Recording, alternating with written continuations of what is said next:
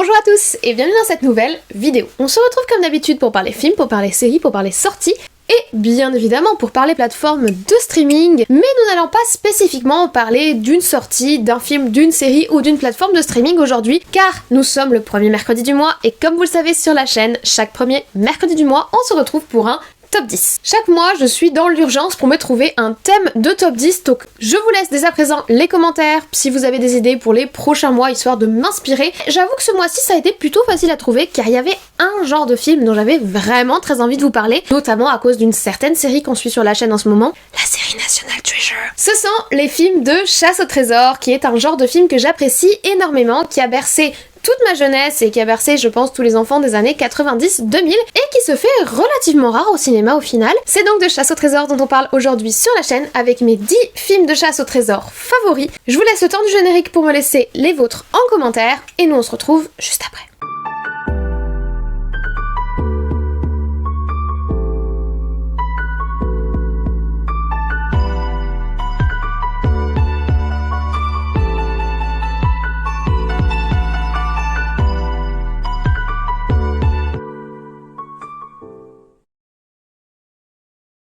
Alors, avant toute chose, petit avertissement de rigueur, ce top 10 est le mien. Je ne fais pas un top 10 international des films préférés, j'ai fait aucun sondage, je ne vous donne que mon avis, que mes 10 films favoris, les miens à moi que j'ai. Ça veut dire qu'il est très probable que vos 10 films favoris n'apparaissent pas tous dans mon top 10 à moi que j'ai, et c'est pour ça que c'est toujours un plaisir d'échanger sur le cinéma, parce qu'on n'a pas tous les mêmes goûts et donc pas tous les mêmes films favoris, et c'est pour ça que les commentaires sont juste en dessous, évidemment en restant corrects. Ici nous sommes dans une zone de tolérance, enfin j'aimerais qu'on y soit. Donc ça fait jamais de mal de le rappeler, mais ce sont mes 10 films favoris que je vais vous donner et mes quelques mentions honorables. Les rappels de mise ayant été faits, on attaque tout de suite le vif du sujet avec notre 10e position. Et en 10e position, je pense que je vais pas me faire que des amis puisque j'ai mis l'intégralité d'une saga carrément iconique. Oui, je prépare le terrain histoire que vous soyez pas trop énervés contre moi. J'ai mis toute la saga Indiana Jones.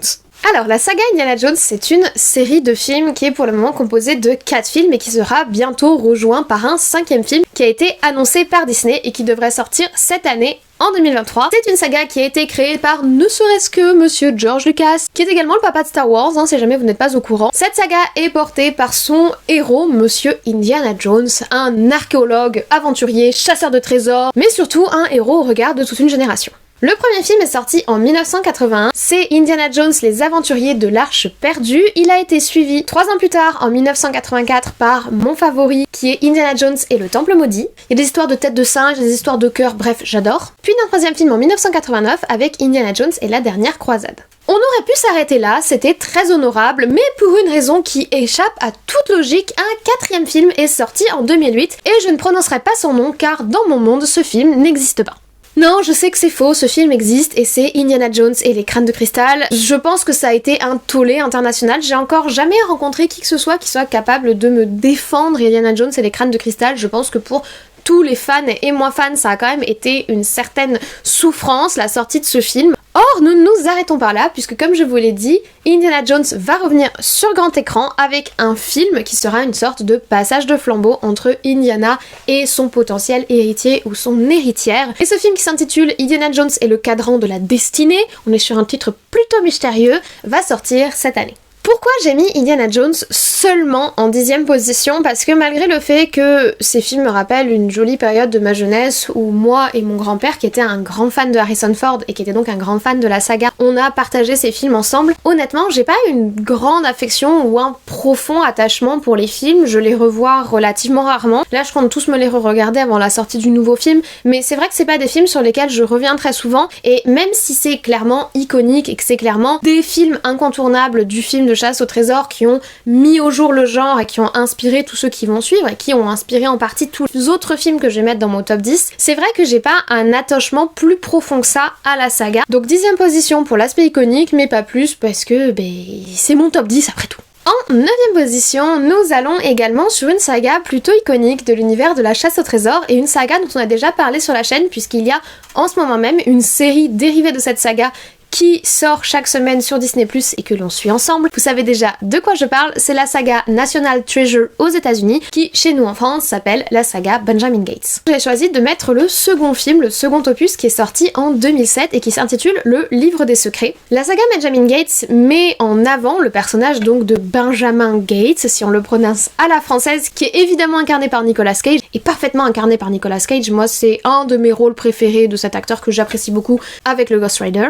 Pourquoi avoir mis ce second opus en 9ème position malgré le fait que j'affectionne beaucoup la saga Benjamin Gates? Parce que honnêtement le second opus était plutôt en dessous du premier, même si le côté aventure était toujours assez présent, que les décors cheap mais agréables, old school et bon enfant étaient toujours présents. Il fait beaucoup moins d'effets que le premier film et il est beaucoup plus grossier que le premier film. Que ce soit le relationnel entre Benjamin Gates, son meilleur ami et celle qui est devenue sa femme, ou que ce soit les énigmes qui sont à résoudre, ils ont absolument voulu rattacher ça à la famille de Benjamin Gates, puisque l'un des ancêtres de Benjamin Gates est directement accusé d'avoir comploté contre Abraham Lincoln et donc d'avoir participé à son assassinat, ce qui est gravissime, surtout pour la famille de Benjamin Gates, qui est une famille très pro-histoire américaine, qui a soutenu évidemment durant la guerre de sécession le parti d'Abraham Lincoln, etc. Il va le prendre pour lui et il va essayer de défendre l'honneur de la famille. Le problème, c'est que c'est plus ou moins la même histoire que dans le premier, c'est juste que les mystères sont un peu différents et qu'on voyage un peu plus puisqu'on va aller en Angleterre et en France. Disons que ça fait un peu recyclage du premier film, donc même s'il est efficace et qui fait vibrer ma corde sensible puisque la corde de mon enfance, malheureusement ce second film était un petit peu en dessous du premier. En 8ème position, on reste sur les films de mon enfance avec un film qui est sorti en 1999, qui est lui le premier opus d'une saga qui a un petit peu dégringolé d'épisode en épisode. Tiens, ça nous surprend, c'est quelque chose qui n'arrive pourtant jamais à Hollywood. Et surtout, c'est une saga dans laquelle on retrouve un acteur que j'apprécie beaucoup et qui va revenir à l'écran cette année, qui est Brendan Fraser. C'est bien évidemment la saga La Momie avec son premier film. Alors le film La Momie, c'est vraiment un bonbon de mon enfance. C'est des citations qui ont bercé mon enfance avec le fameux Imhotep que nous connaissons tous. En plus, c'est une espèce de aura vintage avec ses costumes de 1920 et ses décors ultra clichés d'une ancienne Égypte qui est complètement fantasmé mais qui passe hyper bien à l'image. C'est vraiment le mythe de la momie qui prend vie pour se défendre contre ses profanateurs, un lieu commun de la culture populaire, et le voir à l'image avec Brendan Fraser qui est hyper charismatique avec du cliché sur du cliché et des couches et des couches et des couches de clichés, c'est juste hyper jouissif et hyper sympa. C'est ça pour moi le film de chasse au trésor, c'est de vieux trucs un peu antiques, un peu branlants, des énigmes qui sont facilement résolues par l'espèce de génie local, et surtout un côté vintage, bon enfant, bonne franquette qui donne toujours le sourire. Puis on va pas se mentir, hein, Rick O'Connell, il a son charme. Bon, malheureusement pour la saga, les suites sont plutôt décevantes. Le retour de la momie qui sort 2 ans plus tard, en 2001, et surtout la tombe de l'empereur dragon en 2008 ont été beaucoup plus décevants que le premier film. Un peu comme pour Benjamin Gates, il recycle le concept, mais tout en ne réussissant pas à faire aussi bien et à égaler la fraîcheur du premier. Ça fait vraiment redite. Alors en soi, moi j'aime les regarder, c'est des films qui sont feel good pour moi, parce que ben voilà, je les ai regardés dans mon enfance en prenant du recul. Si le premier a quelque chose d'un petit peu innovant à sa façon et tout en versant beaucoup dans le cliché, les seconds arrivent pas à sortir de ça et arrivent pas à renouveler le concept, ce qui est plutôt malheureux. Et c'est un peu le même destin pour Le Roi Scorpion, donc le film de 2002, et les films dérivés qui vont lui faire suite. Malheureusement, on n'est pas vraiment à la hauteur du premier et on tombe un petit peu dans le nanar. Et alors je préfère ne pas parler du reboot qu'ils nous ont fait avec Tom Cruise, voilà, on fait comme s'il n'existait pas. C'est un peu comme l'histoire avec les crânes de cristal. Vous allez voir que dans les films d'aventure, les films de chasse au trésor, il y a beaucoup de films qui n'existent pas.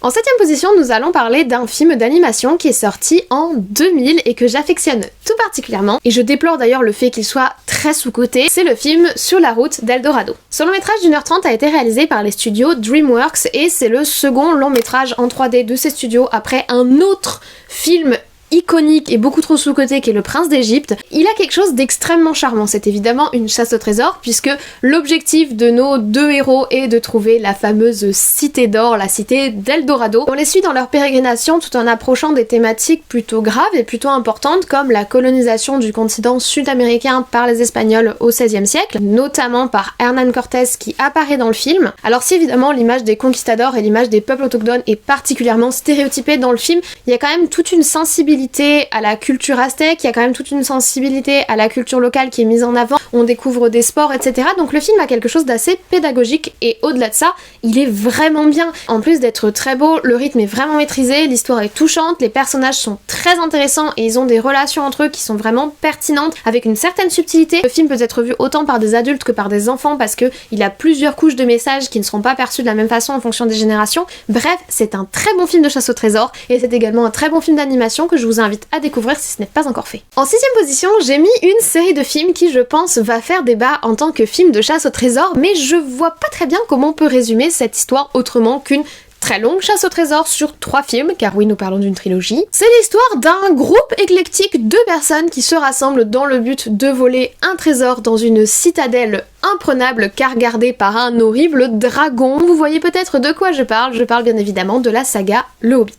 Réalisée par Peter Jackson à partir de 2012, cette saga est un préquel au Seigneur des Anneaux, également réalisé par Peter Jackson, qui dans tous les cas s'inspire toutes deux des écrits de Tolkien, qui est à l'origine de l'univers complet du Seigneur des Anneaux et de la Terre du Milieu. Si à l'origine Le Hobbit est un tout petit livre, ils ont réussi à étaler le beurre sur la tartine pour en faire 3 très longs films. Tout d'abord Un voyage inattendu en 2012, La désolation de Smaug en 2013, qui est mon préféré des 3, et pour finir La bataille des 5 armées en 2014, qui lui est celui que j'aime le moins parce que c'est celui qui est le moins équilibré au niveau du rythme et dans lequel on sent clairement le plus les longueurs du fait qu'ils ont étalé sur une très longue tartine un tout petit texte. Le Hobbit c'est quand même un roman de 287 pages, mais c'est déjà un roman qui est à destination des enfants, à l'inverse de la saga du Seigneur des Anneaux préalablement adaptée, donc déjà on n'a pas forcément la même ambiance et le même niveau de lecture, le même niveau de langage et le même niveau au niveau des problématiques qui sont posées, et puis en plus à l'inverse du Seigneur des Anneaux qui avait facilement pu produire 3 livres puisque c'est quand même une histoire en 3 tomes, là on avait un seul tome et c'est vrai que ça se ressent un petit peu au niveau de la construction de l'histoire où voilà, il y a des longueurs. Puis c'est de toute façon pas à la hauteur du Seigneur des Anneaux parce que rien n'est à la hauteur du Seigneur des Anneaux, surtout pas Ring of Power. Désolée, c'est sorti tout seul. Mais au final, si on prend du recul, Le Hobbit, c'est une longue chasse au trésor avec plein de petites péripéties au milieu, et c'est une très belle chasse au trésor puisqu'elle se passe en Terre du Milieu. Alors certes, c'est pas un classique du genre comme la saga d'Indiana Jones que j'ai mis en 10ème position, mais là par contre, au niveau de mon affect émotionnel, Le Hobbit, c'est l'univers de Tolkien, et c'est un univers que j'affectionne énormément. Je pense que ça s'est ressenti du coup l'année dernière quand on a échangé ensemble autour de la saga Ring of Power. C'est un univers que vraiment je porte dans mon cœur, qui est précieux pour moi, et la saga Le Hobbit ne l'a pas dénaturé, même si les films ne sont pas aussi bons que la saga originale du Seigneur des Anneaux. Ils sont quand même très honorables et je les re-regarde avec grand plaisir de temps à autre. N'hésitez pas tout de même à me dire en commentaire si vous validez le fait que je mette Le Hobbit comme film de chasse au trésor. En soi, c'est pas le genre officiel, c'est un film d'aventure, voilà, c'est un film d'aventure et de fantasy, mais c'est quand même une chasse au trésor. Enfin bon, dites-moi en commentaire si vous validez mon choix, on passe à la suite. Nous quittons le monde de la fantasy pour aborder en 5ème position une chasse au trésor qui elle s'apparente un petit peu plus à un thriller, puisque nous allons parler d'un film qui avait fait grand bruit au moment de sa sortie, déjà parce qu'il adapte un roman qui lui-même avait rencontré un grand succès. Je parle bien évidemment du film Da Vinci Code. Le film réalisé par Ron Howard dure 2h20, ce qui était plutôt long pour l'époque, et c'est un très long thriller chasse au trésor tortueux et réflexif comme on les aime. On y suit Robert Langdon, incarné par ne serait-ce que Tom Hanks, qui est un spécialiste de l'étude des signes dans l'histoire, des symboliques en gros, qui est appelé en urgence au musée du Louvre en France pour résoudre un étrange mystère. En effet, le conservateur du célèbre musée a été assassiné et il a laissé derrière lui uniquement des symboles. Il va se rendre compte très rapidement que ces symboles sont en lien avec les œuvres de Léonard de Vinci et que tous ces indices convergent vers une société secrète en rapport avec le dogme catholique. Le film est ultra prenant et franchement Tom Hanks est excellent. Évidemment, même Audrey Tautou est totalement supportable. Pourtant c'est une actrice que j'apprécie pas particulièrement. Il y a également Jean Reno d'ailleurs au passage. On a un casting qui est d'ailleurs plutôt équilibré, mais franchement cette enquête, moi j'avais pas lu le livre à l'époque, je m'étais investie dans ce film et je le revois de temps en temps et ça fait vraiment partie des thrillers d'enquête et pour le coup chasse au trésor que je prends le plus de plaisir à re-regarder parce qu'il y a vraiment quelque chose dans le rythme du film, dans la façon dont c'est construit et dans cet aspect un petit peu complotiste toujours très séduisant dans un film qui fait que le film est très très prenant. C'est également le cas de ces deux suites, Ange et Démon en 2009 et Inferno en 2016, base, même si j'ai un peu moins aimé Inferno, le troisième était peut-être le moins abouti de la série, je dirais. Déjà parce qu'on a un Robert Langdon qui a perdu la mémoire, et puis en plus c'est autour des enfers de Dante, et disons que c'est un concept qui est un peu moins intéressant que ce qui est développé dans Ange Démon et Da Vinci Code, mais c'est vraiment une saga qui est extrêmement pertinente, extrêmement intéressante, et qui est quelque part entre La Chasse au trésor et le thriller. En quatrième position, vous n'allez pas être surpris de voir le premier film d'une saga qu'on a déjà évoqué dans ce top. Oui, évidemment, si je vous ai mis Benjamin Gates 2, que je vous ai dit moins aimé que le premier, plus bas dans le classement, c'est que le premier allait arriver à un moment, et c'est ce moment. En quatrième position, j'ai donc mis Benjamin Gates, le premier film, Le Trésor des Templiers. Pourquoi je préfère Le Trésor des Templiers au Livre des Secrets? Déjà, je vous l'ai dit, c'est la première fois que le concept autour de Nicolas Cage en tant que héros d'un film d'aventure se développait. L'autre fait un peu remâché par rapport au scénario du premier, mais en plus, il a quelque chose d'un peu plus complotiste et d'un peu plus naïf, on va dire, dans la façon dont l'histoire est écrite, qui donne vraiment une saveur supplémentaire, ce côté un petit peu franc-maçon, toujours présent dans les histoires du National Treasure, le fait qu'on aborde la guerre d'indépendance américaine, et puis ce fameux et célèbre vol de la déclaration d'indépendance. Il y a vraiment quelque chose de supplémentaire, il y a un supplément d'âme dans le premier film, et puis on découvre les personnages, il n'y a pas encore ce relationnel un peu déséquilibré entre les personnages et entre les protagonistes, ce qui fait que je trouve que le premier film est vraiment beaucoup plus équilibré, beaucoup mieux écrit, et du coup beaucoup plus jouissif. Et ce qui est le plus intriguant, je trouve, avec ce film, c'est que lorsqu'il est sorti, il avait reçu un accueil plutôt négatif, que ce soit par la critique ou par les spectateurs les premières semaines, alors que pour moi, depuis, c'est devenu un classique. C'est peut-être que pour moi, mais j'ai quand même l'impression que quand il faut citer des films de chasse au trésor un petit peu iconiques, il y a toujours évidemment Indiana Jones qui sort, mais également Benjamin Gates, et c'est devenu un espèce de basique des années 2000 tout simplement. Donc ça fait plaisir de voir que le film a connu une seconde vie après sa sortie en salle, et pour moi il le mérite vraiment, même s'il est un peu cliché comme je vous l'ai dit pour La Momie. Il y a quelque chose de, je sais pas, tellement sympathique, tellement agréable, tellement bonne franquette, tellement doudou dans ce film, que c'est toujours un plaisir de le revoir, et que pour moi c'est un total basique. Et nous arrivons sur le podium avec la troisième position. Nous retrouvons le cinéma d'animation, puisque nous allons encore parler d'un film qui est beaucoup trop sous-coté. Je trouve que honnêtement, les films d'animation chasse au trésor sont beaucoup trop sous-cotés, et notamment celui dont nous allons parler maintenant, qui est La Planète au Trésor. La Planète au Trésor, un nouvel univers de son titre complet, est un film des studios Disney sorti en 2002. C'est le 77e long métrage de Walt Disney, et c'est un film qui est ouvertement inspiré du livre L'île au trésor de Stevenson. Même s'ils ont rajouté tout un aspect steampunk et spatial, L'île au trésor ça se passe sur Terre, or La Planète au Trésor ça se passe dans l'espace. C'est justement ça qui est original, parce que en 2002 on avait très peu de films qui avaient cet aspect un petit peu spatial, et surtout le style steampunk était très peu présent dans l'animation, surtout l'animation grand public. C'est pour ça que ce film avait complètement tapé dans l'œil à l'époque, et je pense que c'est peut-être en partie pour cette thématique que le film a été boudé et n'est pas devenu le classique qu'il devrait être selon moi. Alors que le film a tout pour plaire. On y suit Jim Hawkins, un jeune garçon qui a perdu son père et qui vit avec sa mère sur une petite planète isolée. Il rêve d'aventure, mais pour le moment il est juste considéré comme un petit rebelle qui ne fait rien de sa vie. Or cette vie, elle va connaître un tournant incroyable le jour où il sauve un alien étrange de son vaisseau qui était en mauvaise posture, et que celui-ci lui confie un coffre. Il se retrouve alors engagé dans une expédition pleine d'espoir, décidé à aller trouver le butin des 1000 planètes du très célèbre capitaine Flint, le tout poursuivi par de terribles pirates de l'espace. Le film est beau, le film est prenant, les musiques sont bien. Oui, on est dans un Disney, il y a des musiques. D'ailleurs, pour la petite histoire, la voix de Jim, c'est celle de David Hallyday, le fils de Johnny Hallyday. Et je ne comprends pas pourquoi le film n'est pas plus connu, parce qu'il est excellent et c'est une superbe chasse au trésor. Honnêtement, l'histoire est vraiment prenante, le film est à la fois plein d'émotions, plein d'une certaine légèreté pour satisfaire les plus jeunes, mais également d'une vraie profondeur au niveau de la façon dont se développent les relations entre les personnages. Là encore, comme sur La Route d'Eldorado, le film s'adresse à la fois aux adultes et aux enfants avec différentes couches de lecture, chose que Disney sait très bien faire, ou du moins savait très bien faire il y a de ça quelques années. Si vous n'avez jamais vu le film, laissez-lui sa chance, il est très bon et c'est une super chasse au trésor. Et en plus, en bonus, Morph est beaucoup trop mignon. Pour la suite de notre top, c'est-à-dire pour la seconde position, nous restons chez Disney, mais nous repassons du côté live action de la Force,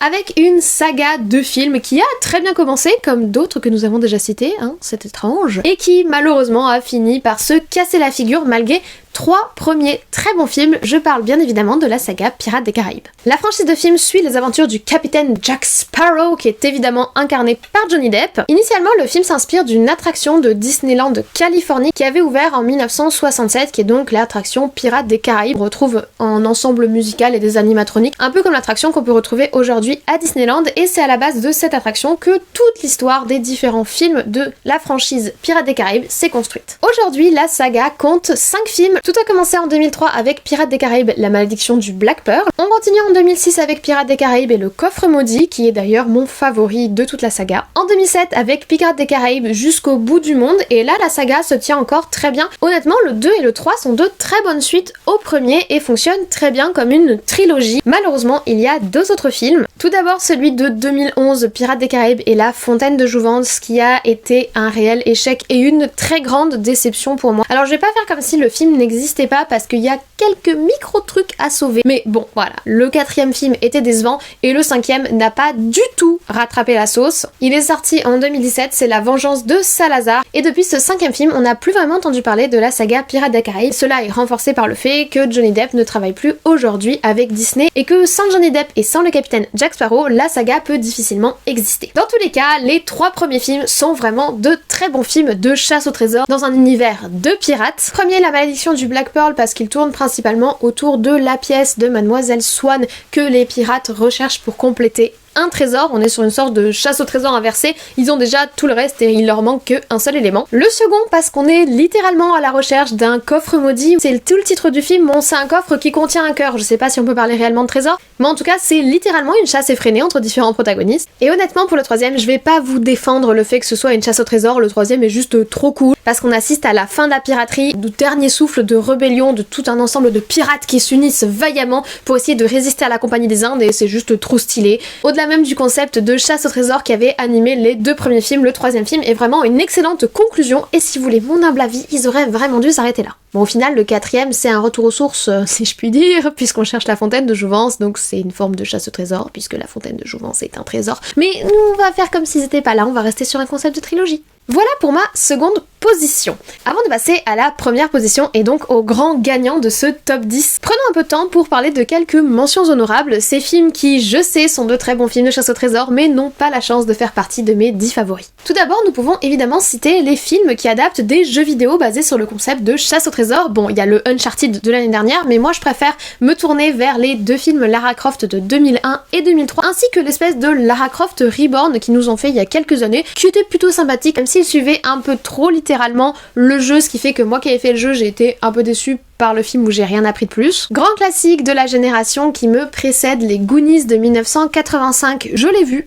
Je pense que je suis née trop tard pour apprécier la saveur fantastique qu'a ce film, mais je suppose que vous pouvez me dire la même chose sur Pirates des Caraïbes ou sur Benjamin Gates. Ça, je pense que pour le coup, c'est vraiment juste un clivage générationnel. Plus sérieux dans son propos, il y a Blood Diamond 2006 qui est vraiment très sympathique et qui a surtout un casting plutôt impressionnant. J'ai aimé le film sans pouvoir dire que c'est vraiment un de mes films de chasse au trésor favoris, mais honnêtement, il vaut le détour si vous ne l'avez jamais vu. Et même chose pour À la poursuite du diamant vert de 1984, dont on a tenté une espèce d'adaptation comico-vulgaire l'année dernière avec Le secret de la cité perdue, dans lequel joue Sandra Bullock, qui était pas du tout très bien. Je vous conseille plutôt À la poursuite du diamant vert. Si on remonte un petit peu plus loin dans le temps, nous pouvons retrouver un film qui est plutôt un classique du genre, c'est L'homme qui voulut être roi de 1975. Je pense qu'il est un peu trop éloigné de ma période cinématographique, on va dire ça, mais c'est sûr que c'est un grand classique, qui peut clairement être considéré comme un film de chasse au trésor. De même que Le bon, la brute et le truand, là on est sur du western, donc ça ne me parle vraiment pas, mais là encore je pense qu'on peut le catégoriser film chasse au trésor. Je termine ces mentions honorables par un film de 2016 qui ne m'a absolument pas plu, mais qui est à fond dans le thème, c'est The Lost City of Z. Le film ne m'a pas parlé une seule seconde, je me suis beaucoup ennuyée dans ce film, je pense que je suis passée complètement à côté, c'est pas mon genre, c'est pas moi qui parlais ce film, le thème même du film et le concept de chasse au trésor et tout ce que cela a pu engendrer à une certaine période, le fantasme autour du trésor et de sa quête, et voilà, le film ne m'a absolument pas parlé. Je ne vous fais pas languir plus longtemps, nous en arrivons dès à présent à mon numéro uno, mon film de chasse au trésor favori, celui que je pense je pourrais revoir à l'infini. Ce n'est pas un film live action, c'est un film d'animation sorti en 2001 qui aborde à la fois un mythe antique et donc un trésor tant convoité, c'est le film L'Atlantide. Aussi malheureux que cela puisse paraître, comme tous les films d'animation de chasse au trésor dont j'ai parlé dans Stop, c'est un film qui est très tristement sous-coté. Ce dessin animé Disney est sorti en 2001, il dure 1h35 et c'est le 71e long métrage des studios Walt Disney. On y suit en 1914, donc juste avant la Première Guerre mondiale, un jeune archéologue, Milotac, qui n'est pas reconnu à sa juste valeur, du moins pas par l'université, parce qu'un homme, un ancien ami de son grand-père, croit en lui et lui fournit même le manuscrit du berger, un manuscrit légendaire qui permettrait, selon Platon, de retrouver l'Atlantide, la fameuse cité perdue antique. Commence alors une incroyable expédition qui va leur faire traverser les fonds marins et qui va les mener jusqu'à cette fameuse cité, rencontrer ces fameuses Atlantes et à découvrir l'histoire, ou plutôt le drame qui a conduit cette cité à plonger sous les eaux. Ce film fait partie des films les plus aboutis de Disney selon moi, et c'est un drame qu'il soit aussi sous-coté. Ils ont littéralement engagé un linguiste pour inventer une langue aux Atlantes pour que le film soit le plus cohérent possible. Le film est très très beau, il y a des images marquantes, Kida est une héroïne géniale, Milotac est très touchant, toute la problématique est posée autour justement de la notion de chasse au trésor et sa confrontation avec la recherche archéologique et historique est très pertinente, tout ce qui aurait pu être plus développé pour le coup dans des films comme Indiana Jones ou dans des séries comme Lara Croft où on a des pseudo-historiens archéologues qui détruisent tout sur leur passage. Là on met justement en avant cette espèce d'antagonisme qu'on a d'habitude dans les films d'aventure. Puis le film est super sympa, les musiques sont géniales, les décors sont sublimes, le dessin 2D passe très très bien. Encore aujourd'hui le film est extrêmement charmant et a à peine vieilli. En plus le film est drôle entre le personnage de la taupe et de Madame Placard qui dort à poil. Vraiment je ne comprends pas pourquoi ce film est aussi sous-coté parce qu'il est juste excellent. On y retrouve tous les éléments classique d'un film chasse au trésor, mais également tout ce qu'il faut pour faire un très bon film d'animation, avec un héros auquel on peut vraiment s'identifier, une héroïne charismatique et badass, mais qui a également des faiblesses, et tout un ensemble de valeurs humanistes classiques qu'on retrouve encore aujourd'hui dans les films Disney. Le film n'a malheureusement, ou heureusement, ça dépend du point de vue, pas connu de suite. Un projet de l'Atlantide 2 avait été lancé en 2002, un an après la sortie du premier film, mais celui-ci a été très rapidement avorté en 2016 et cependant sorti directement en VOD, un film, plutôt un moyen métrage de 1h10 qui s'intitule Les Énigmes de l'Atlantide, que je vous déconseille très sincèrement parce qu'il n'est vraiment pas à la hauteur de la première réalisation. Mais au final, très sincèrement et très personnellement, je pense qu'il ne fallait mieux pas donner de suite à l'Atlantide. Le film se suffit à lui-même et c'est un très bon film, et c'est pour cela que je l'ai mis en première position, parce que de tous les films de chasse au trésor auxquels j'ai pu penser pour ce top, c'est celui qui me fait naître le plus d'émotions positives, c'est celui que j'aime le plus, c'est celui que je vais revoir le plus, et c'est celui qui je trouve est le plus abouti, que ce soit au niveau scénaristique, au niveau du message, au niveau de ce qui est développé, de la notion de trésor, de la notion de chasse au trésor, et puis au niveau du kiff, parce que ce film est super jouissif et parce qu'il est super sympa, et parce que c'est mon top et que je fais ce que je veux. Voilà, je vous remercie d'avoir suivi ce top 10 des films de chasse au trésor jusqu'au bout. J'espère que celui-ci vous a plu. Je vous avoue qu'au final, je pensais pas qu'il y avait aussi peu, entre guillemets, de films de chasse au trésor. Je pense qu'on peut parler d'un sous-genre du film d'aventure, mais je pensais en avoir vu plus que ça. Et puis au fil de mes recherches, et tout en faisant la liste de différents films qui me venaient à l'esprit, je me suis rendu compte que des films de chasse au trésor à proprement parler, où les héros sont à la recherche d'un trésor, il y en a déjà beaucoup qui sont à cheval avec d'autres genres, que ce soit l'aventure, la fantasy, le thriller, etc. Mais surtout, il y en a pas autant que je ne le pensais. Je pensais que c'était un genre qui était beaucoup plus répandu au cinéma, et au final non. Peut-être que c'est pour ça que ceux de mon enfance m'ont autant marqué, et peut-être que c'est pour ça qu'aujourd'hui, quand il y en a un qui sort, ça me fait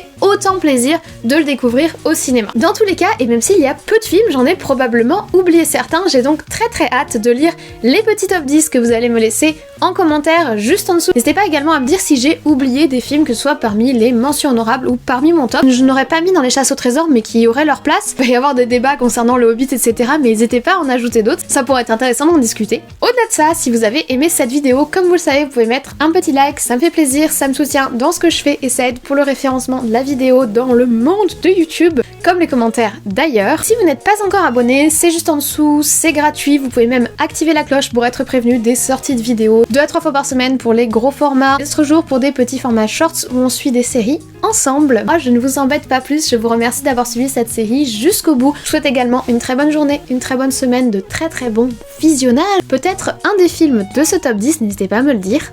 Comme toujours, prenez soin de vous et nous on se dit à très très vite.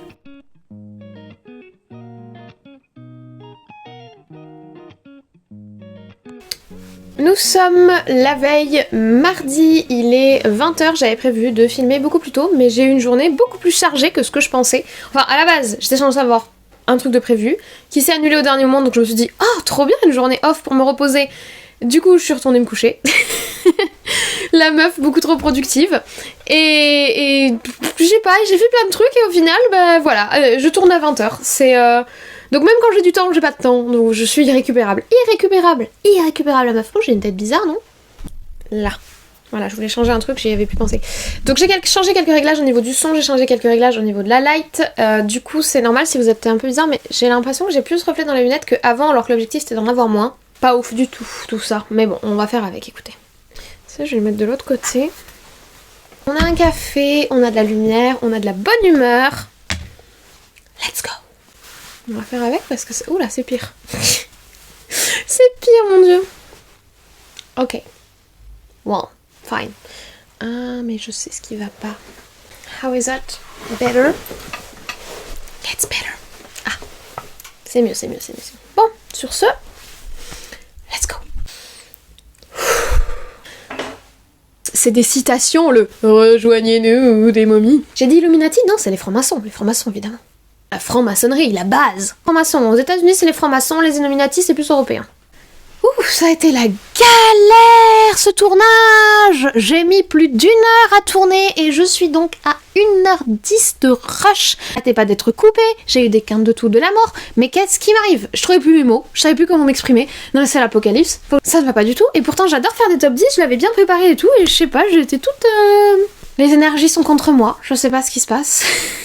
J'espère que le résultat sera bien parce que du coup, franchement, au regard du tournage que je viens de me taper, je crois que j'ai jamais autant galéré pour une vidéo. C'est pas possible qu'il y ait aussi peu de films de chasse au trésor. Il y en a beaucoup dans les années 60, 70, 80 qui du coup personnellement me parlent pas particulièrement. Ces dernières années, il y en a pas tant que ça. C'est un genre qui se fait très timide au cinéma. Messieurs, dames de Hollywood, coucou! On veut des films de chasse au trésor, on adore les chasses au trésor, donnez-nous du trésor. On kiffe les trésors. Ces bonnes paroles, merci d'avoir suivi ces scènes génériques désastreuses. Je vais faire du montage.